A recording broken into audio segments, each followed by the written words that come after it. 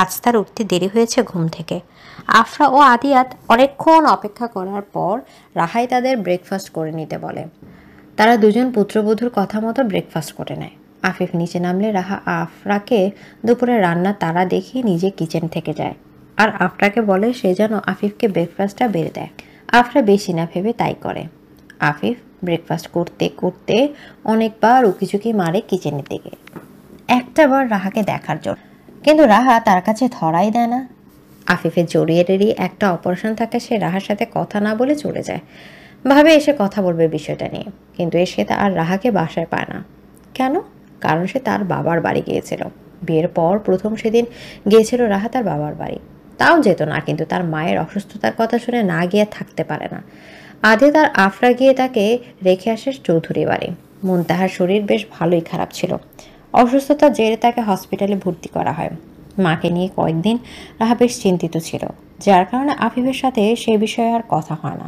মূলত সে নিজেই বলে তার কেমন লজ্জা লাগছিল বিষয়টা নিয়ে খোলাখুলি কথা বলায়। ভেবেছিল সময়ের সাথে সাথে একসময় স্বাভাবিক হয়ে যাবে, তাই নিজ থেকে আগ বাড়িয়ে আর কিছু বলে না।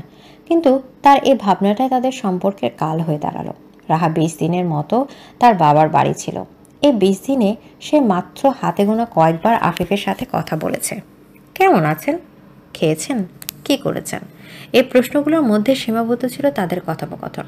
রাহার এমন লুকোচুরিপনায় আফিফ ধরে নেয় রাহা তাকে খারাপ ছেলে ভাবছে, যে কিনা তার বউয়ের নেশাগ্রস্ত অবস্থার সুযোগ নিয়েছে। একসময় আফিফও তার থেকে দূরত্ব বজায় রেখে চলা শুরু করে। মাঝে মাঝে একটা ক্যাম্পিংয়ে যায় 2 সপ্তাহে। আফিফ ক্যাম্পিংয়ে চলে যেতে রাহা হাফ ছেড়ে বাঁচে। সেভাবে আফিফ ক্যাম্পিং থেকে ফিরলে তাকে সুন্দর একটা সারপ্রাইজের মাধ্যমে আফিফকে নিজের অনুভূতি জানাবে। কিন্তু ক্যাম্পিং থেকে ফিরে আসার পর আফিফের ব্যবহার বদলে যেতে থাকে। রাত করে বাড়ি ফিরে, বাসায় একদিন আসলে 3 দিন আসে না, সারাক্ষণ হসপিটালে পড়ে থাকে। রাহা 3টা প্রশ্ন করলে একটার উত্তর দেয়। যে আফিফ সবার সাথে সবসময় হাসি মুখে কথা বলতো, সে এখন কথায় কথায় রাগ দেখায়। একদিন রাহা তাদের রুমের বেলকনিটা সুন্দর করে সাজায়, নিজের হাতে আফিফের জন্য কয়েক পদের রান্না করে, নিজেকে সুন্দর করে সাজিয়ে অপেক্ষা করতে থাকে আফিফের জন্য। কিন্তু আফিফ আসে রাত 1টায়। রাহা বরাবরই ধৈর্য একটু কম। সে রাত 9টা থেকে সবকিছু রেডি করে আফিফের জন্য অপেক্ষা করছিল, আর আফিফ বাসায় যায় রাত 1টায়, যার কারণ তার বেশ রাগ হয়। আফিফ বাসায় এসে তার ক্লান্ত শরীরটা টেনে রুম পর্যন্ত নেয়। রুমে এসে সোফায় বসে একটু জিরোচ্ছিল, তখনই রাহা রেগে মেগে তার সামনে এসে হাজির। গলাটা খানিকটা উঁচু করে বলে, এত লেট হলো কেন আজ? হ্যাঁ, কোথায় ছিলেন? কার সাথে ছিলেন? কোথায় ছিলেন প্রশ্ন ঠিক ছিল, কিন্তু কার সাথে ছিল এই প্রশ্নটা শুনে আফিফ প্রচণ্ড রেগে যায়। এমনিতে সেই বিষয়টা নিয়ে মানসিকভাবে এখনও ডিস্টার্ব। সে তার উপর রাহার এমন প্রশ্ন যেন আফিফকে বলছে সে ঘরে স্ত্রী রেখেও বাইরে পরকীয়া করছে। আফিফ তড়াক করে দাঁড়িয়ে গিয়ে রাহার 2 হাতে বাহু চেপে ধরে বলে, সব কথার কৈফিয়ত কি তোমায় দিতে হবে? আর কার সাথে ছিলাম মানে? আমি কি চরিত্রহীন মনে হয়? শোনো, আমি নিজের চরিত্র ঠিক করো, তারপর অন্যের চরিত্রে আঙ্গুল তুলে আসবে। কথাটা বলে আফিফ রাহাকে ছেড়ে দিয়ে ওয়াশরুমে চলে যায় ফ্রেশ হতে। রাগের মাথায় কি বলতে কি বলে ফেলেছে আফিফের খেয়াল নেই। আসলে শান্ত মানুষের রাগ এমনই হয়, তারা সব সময় রাগে না, আর যখন রেগে যায় তখন কি রেখে কি করে বা বলে তাদের নিজেরও খেয়াল থাকে। পরে রাগ পড়ে গেলে তখন এটা নিয়ে আফসোস করে। এদিকে আফিফের কথাটা শুনে রাহা স্তব্ধ হয়ে যায়। সে বাকরুদ্ধ হয়ে কতক্ষণ দাঁড়িয়ে থাকে। আফিফের কথাটা যে খুব হার্ড হয়েছে সেটা যে কেউ তার মুখ দেখে বলে দিতে পারবে। কিছুক্ষণ পর রাহা নিজেকে সামলে নিয়ে বেলকনি থেকে হাঁটা দেয়। তখনই আফিফের ফোনটা বেজে ওঠে। রাহার সমানে ফোনটা বাজতে বাজতে কেটে যায়। কলটা কেটে যাওয়ার সেকেন্ড কয়েক পরপরই একটা ভয়েস মেসেজ আসে। রাহা কি মনে করে ফোনটা হাতে তুলে দিয়ে মেসেজটা দেখার উদ্দেশ্যে। হোয়াটসঅ্যাপ মেসেজ এসেছে, নিম্মি নাম দিয়ে নাম্বারটা সেভ করা, পাশে একটা রেড হার্ট ইমোজি। এটা দেখে রাহার ভেতরে কষ্ট আরও বেড়ে যায়, কিন্তু সে যখন ভয়েসটা শুনে আরও একবার স্তব্ধ হয়ে যায়। একটা মেয়ে ভয়েস মেসেজ পাঠিয়েছে, সেটা মেয়েটা বলছে, আফিফ, আপনি কল ধরছেন না কেন? প্লিজ একটু বাসায় আসেন না, অনেক বড় সমস্যা হয়ে গিয়েছে, প্লিজ একটু কষ্ট করে আসেন। ভয়েসটা শুনে রাহা চোখ দিয়ে অঝরে পানি পড়তে থাকে। সে ফোনটা আগের জায়গায় রেখে দিয়ে ব্যালকনিতে চলে যায়। ঝটপট হাতে সব ডেকোরেশন নষ্ট করে শুধু খাবারের প্লেটগুলো সেন্টার টেবিলের উপর রেখে রুম থেকে বের হয়ে গিয়ে আদিবার রুমে গিয়ে কাঁদতে থাকে। আফিফ অনবরত নিজের ফোন বাজার শব্দে ওয়াশরুম থেকে বের হয়। তড়িঘড়ি করে কলটা তুলে নিয়ে নিম্মি নামের মেয়েটির কল করেছে দেখে। আফিফ সময় অপচয় ব্যতীত কলটা রিসিভ করে কানে লাগায়। তারপর অপর পাশ থেকে কিছু একটা বলতে সে অস্থির হয়ে বলে, আমি আসছি, আপনি কান্না করবেন না প্লিজ। কথাটা বলে আফিফ ফোন কেটে একটা টি শার্ট গায়ে জড়িয়ে বাসার কাপড়ে দৌড়ে চলে যায়। আফিফের গাড়ি স্টার্ট করার আওয়াজে রাহা আদিবার রুমের বেলকনি থেকে গিয়ে দেখে আফিফ রাত 2টো বাজে আবার কোথাও যাচ্ছে, নিশ্চয়ই নিম্মি নামক সেই রমণীর কাছে। দৃশ্যটা দেখে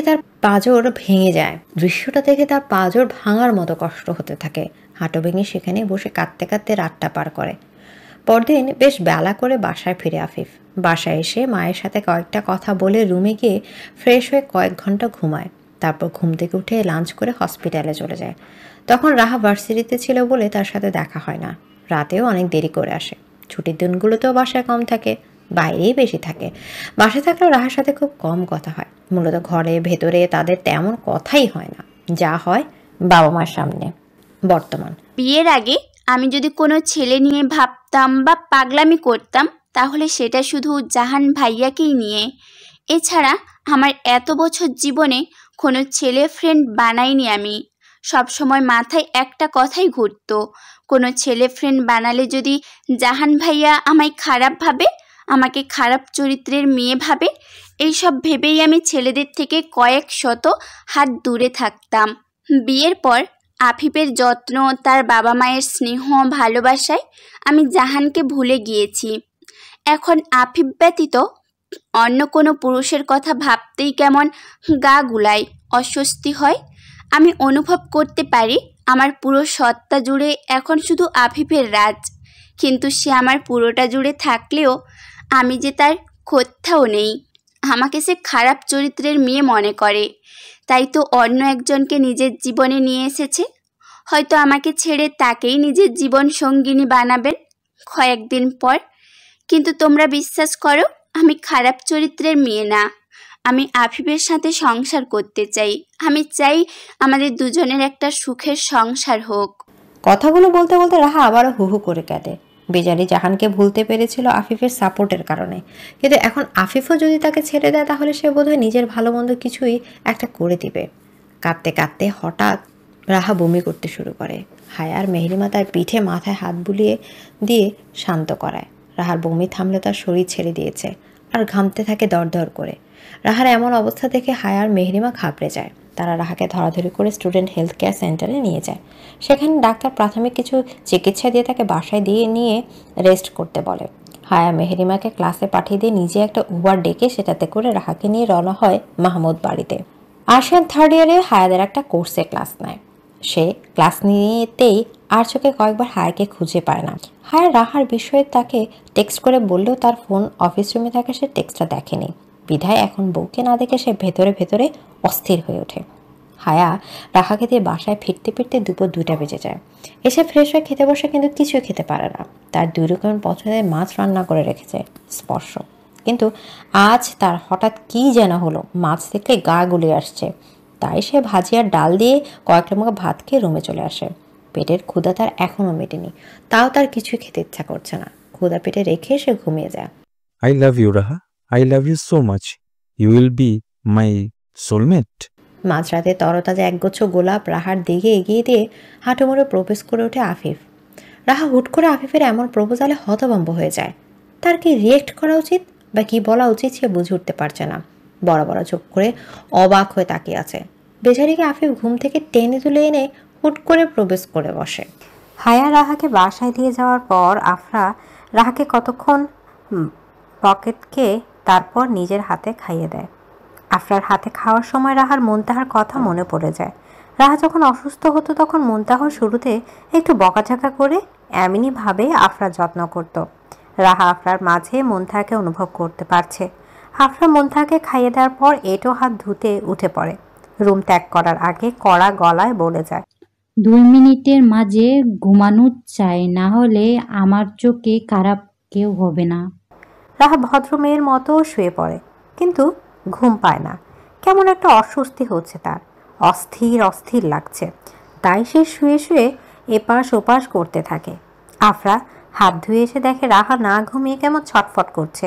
সে রাহার কাছে এসে বলে, কি হয়েছে, ঘুমাচ্ছ না কেন? রাহা তার গলা পেয়ে শোয়া থেকে উঠে বসে।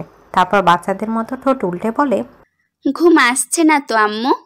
আফরা কয়েক সেকেন্ড তাকিয়ে থাকে রাহার দিকে। রাহাও তার নজর সরায় না আফরার মুখ থেকে। রাহার এমন ঠোঁট উল্টে কথা বলতে দেখে আফরার আদিবাকে মনে পড়ে যায়। আদিবাও কথায় কথায় এমন ঠোঁট উল্টে বিভিন্ন আবদার করত।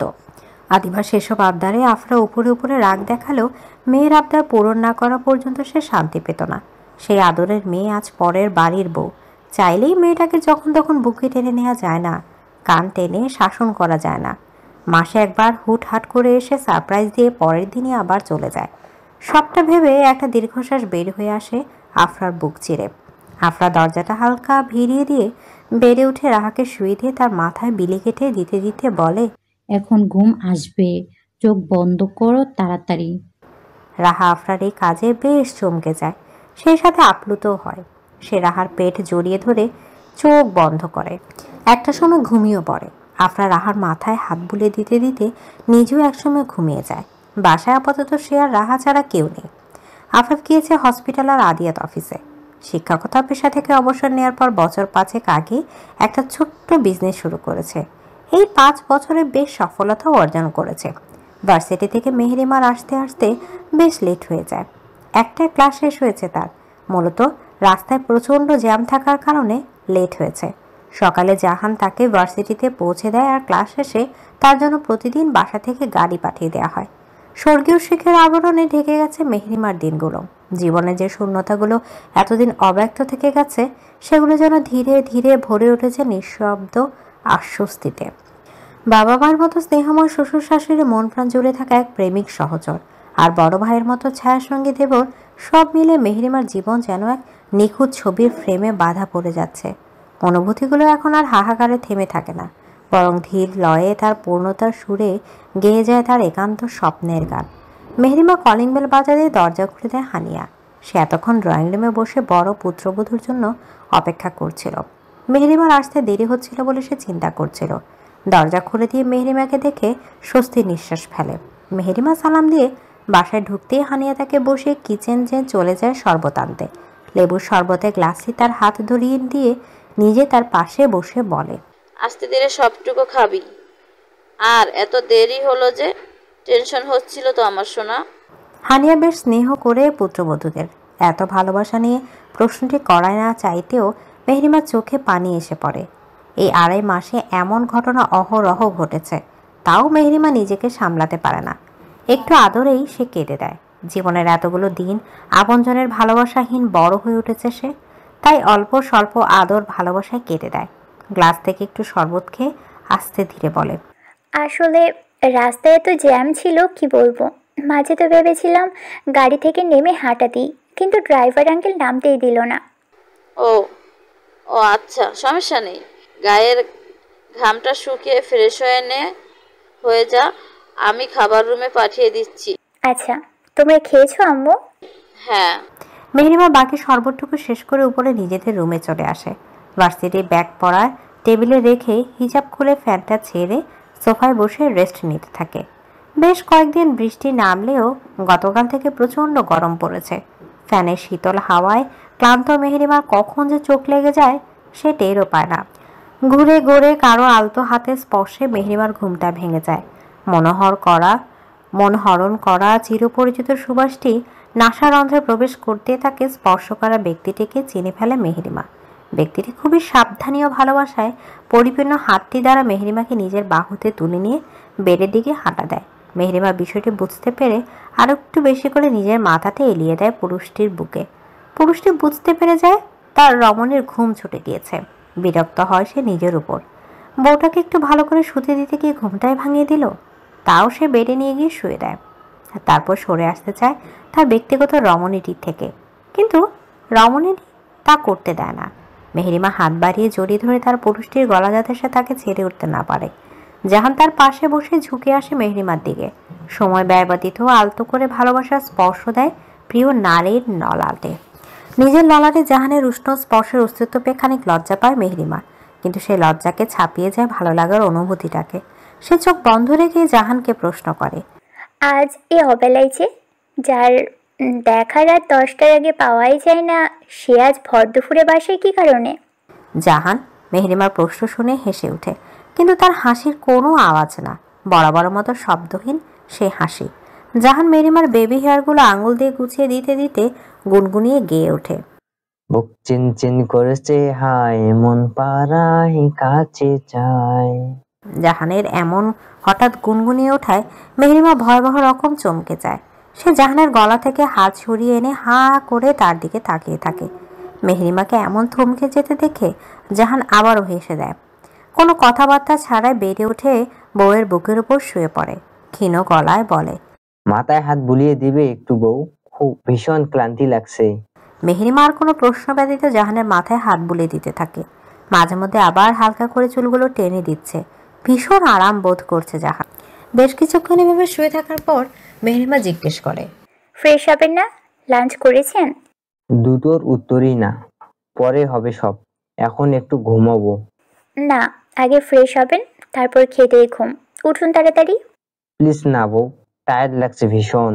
বাচ্চাদের মতো জেদ করে কথাগুলো বলে জাহান। মেহরিমা জাহানকে ঠেলে উঠাতে উঠাতে বলে, একজন দায়িত্বশীল ডক্টর হয়ে এমন জেদ মানায় আপনাকে? বাহির থেকে এসেছেন, কত জীবাণু আছে শরীরে। উঠুন, ফ্রেশ হবেন। আপনি আগে যান, আপনি ফ্রেশ হয়ে বের হলে আমি যাবনি। মেহরিমা ঠেলাঠেলিতে জাহান উঠে বসে ঠিকই, কিন্তু তার মাথায় দুষ্টু বুদ্ধি খেলা করছে। সে ভদ্রলোকের মতো শোয়া থেকে উঠে দাঁড়ায়। মেহরিমা শোয়া থেকে উঠে বসেছে ততক্ষণে। তারপর কোনো লাগাম বার্তা ছাড়াই মেহরিমাকে কোলে তুলে ওয়াশরুমের দিকে হাঁটা দেয়। মেহরিমা থতমত খেয়ে জিজ্ঞেস করে, কি হলো আবার? আমাকে নিয়ে যাচ্ছেন কেন? আমি তোমার কথা শুনলাম, এখন তুমি আমার কথা শোনো, চুপচাপ চলো। মেহরিমা জানে জাহান কেমন জেদি, তাই আর কথা বাড়ায় না। লোকটার সঙ্গ যে সেও বেশ উপভোগ করে। এতদিনে তার ভাগ্যের সবটুকু সুখ তার দরজায় এসে উপস্থিত হয়েছে। মেহরিমা কি করে সে সুখকে ফিরিয়ে দেবে? তাই তো সবটুকু সুখ আদরে গ্রহণ করেছে। রাহার ঘুম ভাঙে বিকেল 5:30টার দিকে। সে একটায় এসে ঘুমিয়েছে আর উঠল 5:30টায়, তাও শাশুড়ি মায়ের ডাকে। কিন্তু এতক্ষণ ঘুমানোর পরও তার তন্দ্রা ভাব তাকাচ্ছে না। সে ঘুমিয়ে ঢুলু ঢুলু পায়ে ওয়াশরুমে গিয়ে অজু করে আসে। আগে নামাজ না পড়লেও বিয়ের পর থেকে আফিফ ও তার শ্বশুর শাশুড়ির প্রচেষ্টায় রাহা 5 ওয়াক্ত নামাজ আদায় করে এখন। ওয়াশরুমে ঢুকে সে আফিফের বডি স্প্রের গন্ধ পায়, কিন্তু রুমে বা ব্যালকনিতে কোথাও তার জামা কাপড় দেখতে পায়নি সে। রাহা আসরের নামাজ পড়ে কতক্ষণ ব্যালকনিতে আনমনে বসে বসে ভাবতে থাকে আফিফের কথা। ইদানিং এটাই তার একমাত্র কাজ হয়ে দাঁড়িয়েছে। আফিফকে নিয়ে সে বরাবরই বড্ড বেশি ভালোবাসে। মাগরিবের আজান দিতে নামাজ পড়ে নিচে চলে যায়। শ্বশুর শাশুড়ির সাথে একসাথে বসে হালকা চা নাস্তা করে ওপরের রুমে চলে আসে। হঠাৎই তার গা গুলিয়ে বমি চলে আসে। দৌড়ে ওয়াশরুমে গিয়ে বমি করতে থাকে। বেশ কিছুক্ষণ লাগিয়ে পেটের সব বের করে ক্লান্ত হয়ে ওয়াশরুম থেকে বের হয়। ওয়াশরুম থেকে বের হয়ে ধপ করে শুয়ে পড়ে। একটু শুয়ে থাকার পর তার খানিকটা ভালো লাগলে শোয়া থেকে উঠে বই পুস্তক নিয়ে বসে। বই খাতা নিয়ে বসে তো ঠিকই, কিন্তু পড়া হয় না তেমন কিছুই। ঘুম ঢুলতে থাকে। সে বুঝে উঠতে পারছে না ইদানিং তার এত ঘুম আর বমি বমি পায় কেন।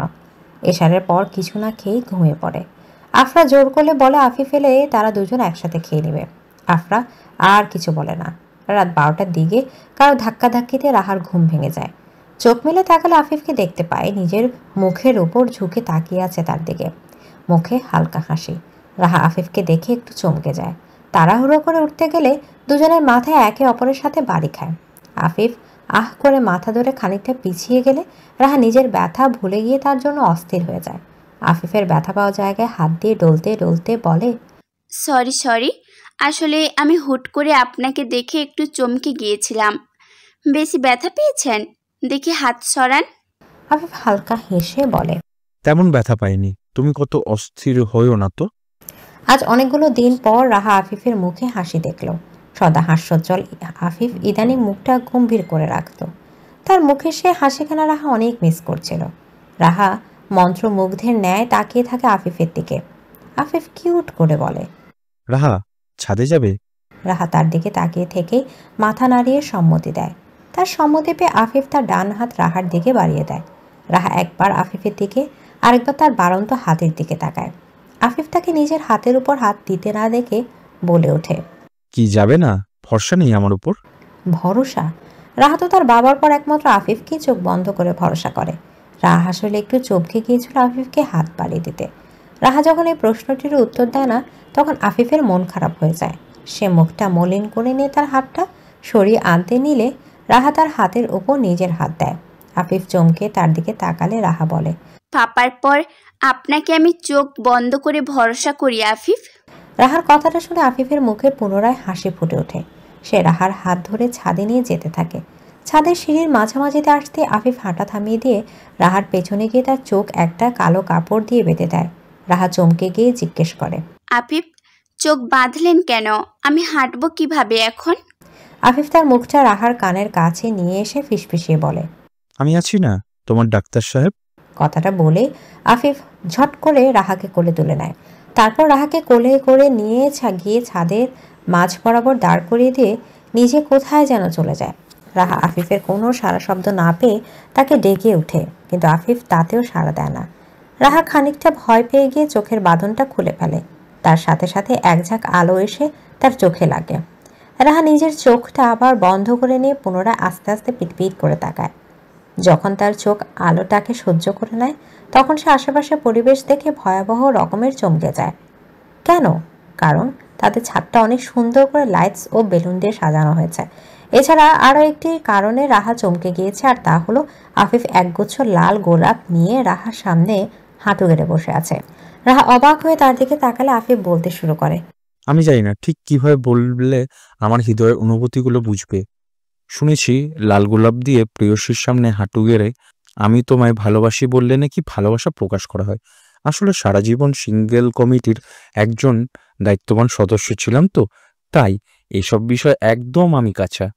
আমি জানি তুমি বুঝতে পেরেছো আমি কিভাবে বলতে চাইছি, তাও তুমি যাতে কখনো অভিযোগ করতে না পারো তাই কষ্ট করে বলছি। I love you Raha, I love you so much, you will be my soulmate. Raha অবাক হয়ে ছলছল চোখে তার আফিফের দিকে তাকিয়ে আছে। তার ঠোঁট দুটো কাঁপছে, নাকের পাটা একটু একটু করে ফুলে উঠেছে। যে কোনো সময় কেঁদে দিতে পারে সে। কি হলো বলো রাহা, চুপ থেকো না আজ। তুমি হবে আমার প্রিয়সী, আমার সারা রাত জাগার সঙ্গী হবে তুমি। রাহা কাঁপা কাঁপা গলায় সম্মতি দিতে যাবে, তার আগে তার চোখের সামনে সবকিছু অন্ধকার হয়ে যায়। মাথা ঘুরে পড়ে যেতে নিলে আফিফ ছট করে এসে তাকে নিজের বাহুতে জড়িয়ে ধরে। অজ্ঞান হয়ে গিয়েছে রাহা। এদিকে আফিফ রাহাকে নিজের বাহুতে আগলে নিয়ে নিচে বসে যায়। রাহার গালে আলতো হাতে চাপড় মারতে মারতে অস্থির গলায় বলতে থাকে, রাহা এই শোনা পাখি, কি হলো তোমার, চোখ খুলো। ততক্ষণে সেখানে আদিয়াত ও আফরা উপস্থিত হয়। মূলত তারা দুজন কেক আনার বাহানায় একটু লেট করে আসে, যাতে তাদের ছেলে সবার প্রথম নিজের বউকে বার্থডে উইশ করতে পারে। কি বুঝতে পারছেন না কি হচ্ছে এখানে? তাহলে শুনতে হবে আজ দুপুর থেকে ঘটা কিছু ঘটনা। হ্যাঁ, আজ রাহার 22তম জন্মদিন। দুপুরের দিকে রাহাত আফিফকে ফোন দিয়ে আগামীকাল তাদের বাসায় যেতে বলে। আফিফ এর কারণ জিজ্ঞেস করলে তখন রাহাত জানায় কাল রাহার জন্মদিন। তারা দুজনই চান প্রতিবারের মতো এবারও মেয়েটার বার্থডে সেলিব্রেট করতে। আফিফ এটা শুনে চমকে যায় যে কাল রাহার জন্মদিন।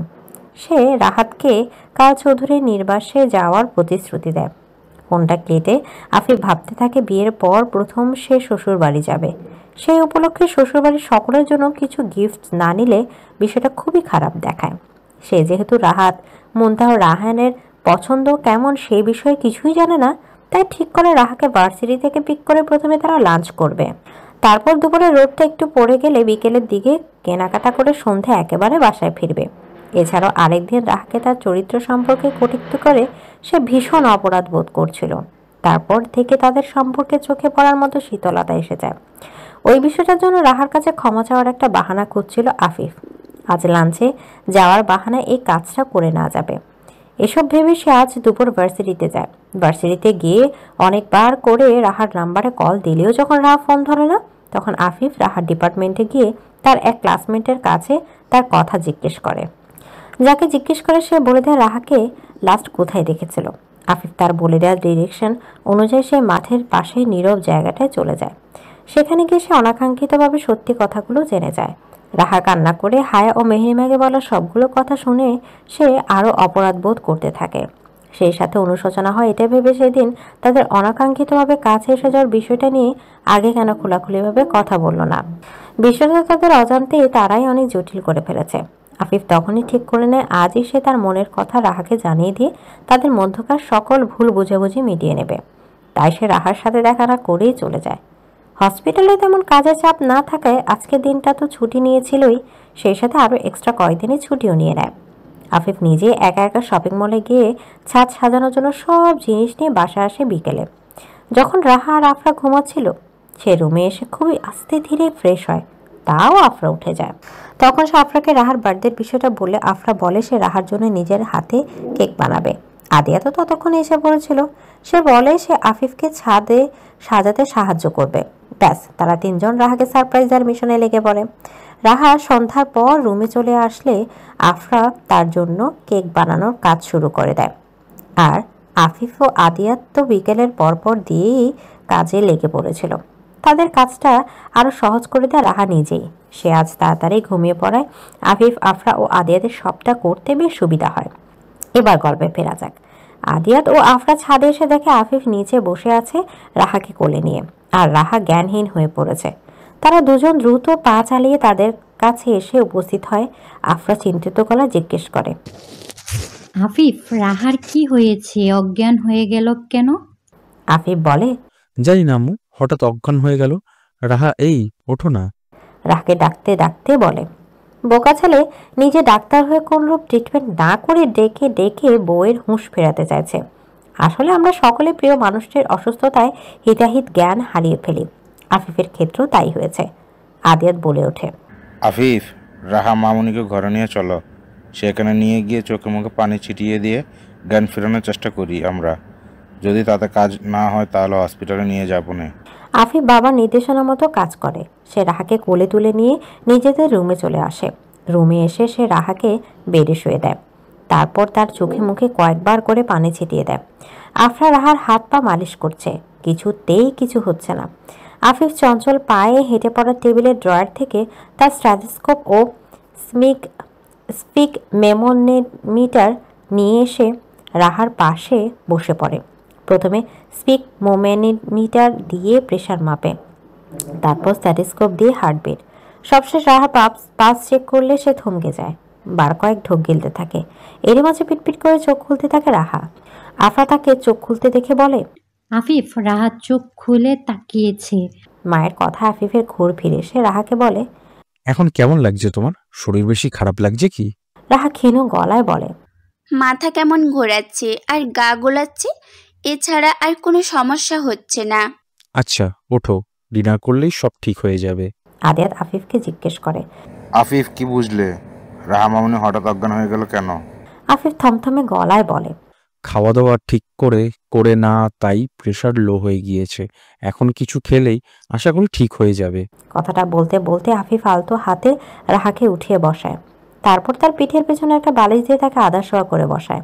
আফরা বলে, তোদের নিচে যেতে হবে না কষ্ট করে, আমি খাবার নিয়ে যাচ্ছি তোদের দুজনের জন্য, আর রাহাকে না হয় আমি খাইয়ে দিয়ে গেলাম। আফরা জানে তার ছেলে কতটা দায়িত্ববান, তাই আর কিছু বলে না। আদিয়া তো আফরা রুম থেকে বের হয়ে আসার আগে রাহাকে তার বার্থডে উইশ করে। তারপর তারা দুজন একটা গিফটও দেয় তাকে। রাহা শ্বশুর শাশুড়ি থেকে এত আদর ভালোবাসা পেয়ে আপ্লুত হয়ে যায়। তারা দুজন চলে যাওয়ার পর আফিফ থমথমে মুখে রাহাকে খাইয়ে দিতে থাকে। রাহা এক ধানে আফিফের দিকে তাকিয়ে আছে। একটু আগে আফিফ আর আফিফের মধ্যে বিস্তর ফারাক।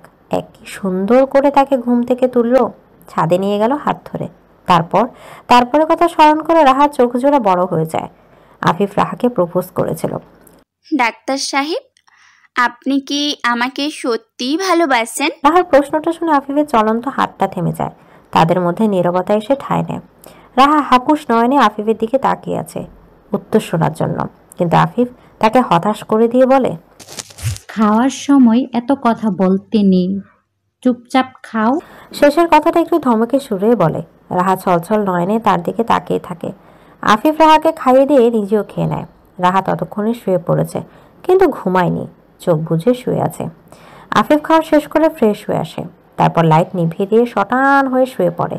নিস্তব্ধতা মুড়িয়ে রাখা তাদের রুমে শুধু সিলিংয়ে চলতে থাকা ফ্যানের আওয়াজ ও ঘরের দেয়ালে টাঙানো ঘড়িটায় টিকটক আওয়াজ ব্যতীত আর কোনো শব্দই শোনা যায় না। সময় গড়িয়ে যেতে থাকে আপন নিয়মে। সেই সাথে 1-2 ফোঁটা করে অশ্রু গড়িয়ে পড়তে থাকে আফিফের চোখের কোণ বেয়ে। আফিফ অনুভব করে তার পাশে শুয়ে থাকা রমণীটিও তারই মতো নিঃশব্দে অশ্রুপাত করছে। আফিফ না হয় কাঁদছে অনাকাঙ্ক্ষিত কারো একজন আগমনী বার্তায়, কিন্তু তার পাশে শুয়ে থাকা রমণীটি কাঁদছে কেন? সে জন্মদিনের শুভেচ্ছা জানায়নি বলে, নাকি তখনকার সেই প্রশ্নের উত্তর দেয়নি বলে, নাকি সেদিন তার চরিত্র নিয়ে কথা বলার জন্য? কোনটার জন্য রমণীটি এমনভাবে কাঁদছে? নিজের অজান্তেই সে এই মেয়েটিকে অনেকটা কষ্ট দিয়ে ফেলেছে। আফিফ আস্তে আস্তে তার দিকে ফিরে শোয়, কিছুক্ষণ তাকিয়ে থাকে তার দিকে, তারপর কোনো ভাবনা চিন্তা ছাড়াই রাহাকে পেছন থেকে শক্ত করে জড়িয়ে ধরে তার কাঁধে মুখ গুজে দেয়। রাহা আফিফের এমন কাজে চমকে যায়। সেভাবে হয়তো ঘুমের ঘোরে এমনটা করেছে, কিন্তু তার ভাবনাকে মিথ্যে প্রমাণ করে দিয়ে আফিফ বলে ওঠে,